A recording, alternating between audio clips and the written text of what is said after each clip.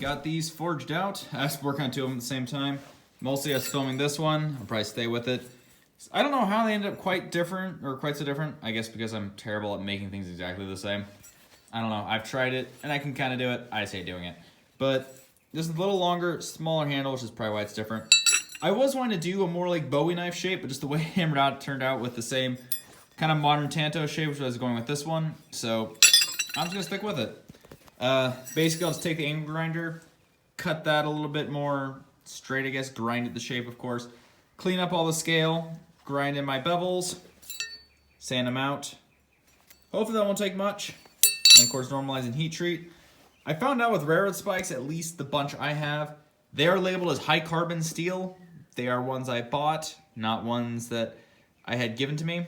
I bought some online, and I had some given to me by someone who works for the railroad. That's just a random bucket. These were labeled carbon steel. They seem to be pretty hard.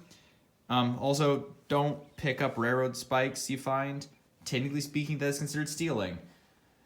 Once you have them, they're yours, but if you get caught picking them up, that's a crime.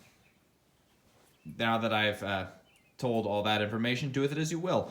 You know, I'm not your mom. Or dad, or whatever.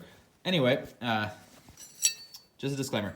I found at least with these, when normalizing them, which is kind of heat cycle and making everything fine, instead of leaving it to like soak in the heat as the whole thing cools off, like with a piece of spring steel, I'll just take it, just like hold it in front of the forge, like where it blows out a little bit, let it cool down slowly, and I've gotten some pretty hard edges on these.